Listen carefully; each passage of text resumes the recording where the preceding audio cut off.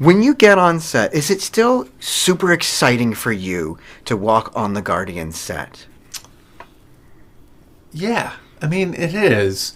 It's a little of both. It's familiar and it feels like home in a sense. Yeah. But I'm also really jazzed to be there, and particularly for this movie, like, let's do this. Going back and seeing everybody again and being like, let's bring our A games and like do this thing. Do you think fans are going to love this movie? I hope so. It's not my job really to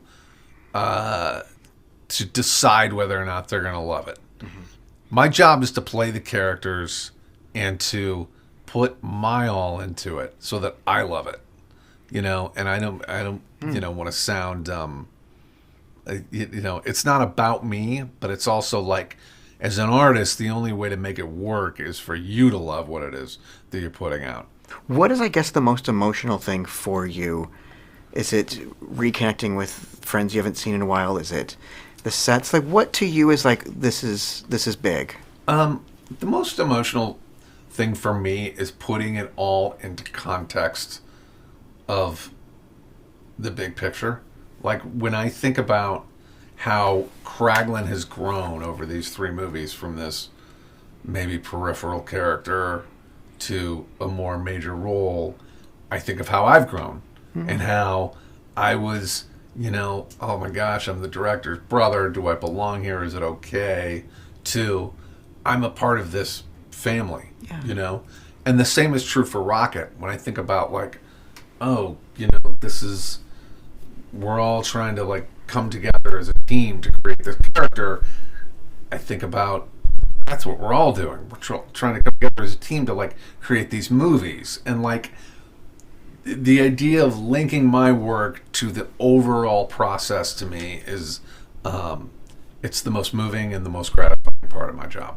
Okay, when you walk on set, day one, you walk on set, what was that moment like for you? What did it feel like? That's a cool experience to see that set. Yeah. You know what I felt like, and I'm sure you've experienced, and most people have, when you turn up to school on the first day, or you turn up to a party where someone's invited you, but they're the only person in the party, which is just, you put on a persona to be relaxed. You put a persona that this is my element. That's sort of how I felt, but that really shifted because the first person I met was Chris Pratt, and the first thing he said to me is like, welcome, James has told me so much about you, we're really happy to have you here. And that just like, Chris Pratt just said that to me, and that's amazing. Then Beth Mickle took me on a tour of the sets, the stages, because it's a very practical set, and I just saw my lair, and I saw the world they'd built, and I was like, oh my God, I'm gonna be doing this. It was a real sense of excitement. Yeah. Nerves a little bit, but I was quickly put at ease. And there was no pressure. If there was pressure, it wasn't external. It was just me going, okay, don't be the person to tank the Guardians franchise by messing it up, You still say Lair like an evil character. Lair. Yeah. I like how you did that. It is, yeah, of course. I embrace the evil in this movie. Now, are there kids in your family who are going to watch this movie and realize you're a bad guy? Yeah, my nephew, and all his friends and stuff, but just not kids. It's like some of my friends, my agent struggled to talk to me for 2 days afterwards.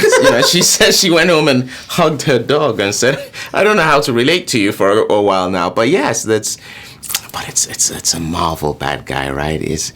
I've become part of the comics now, I've embodied what was in the comics on screen, and that's sort of like without knowing it, I've stepped into a legacy. When you were first getting into the costume and everything like that, and you're getting into the costume, and you look up into the mirror, what was that moment like for you to see yourself for the first time?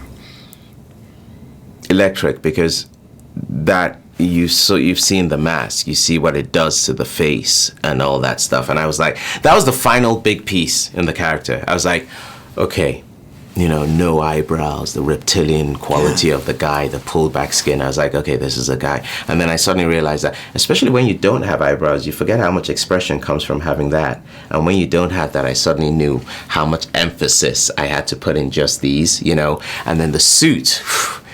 That's the moment where I was like, I was like, oh my God, I'm in a superhero movie. Like, I put on a suit, the suit was there, the boots were there, the pieces that were dressing me in it, putting it on. I was like, I'm really gonna be doing this. You know, I was like several inches taller than I actually am, with the armor tapered in and just hugged the body, and it's this purple color, and I was like, I have arrived. You can't wrap your head around it. It's impossible if you're a fan of these movies or of comic books, or been an actor like me that's come through theater and basically gigging, you know, to suddenly find out that you are this.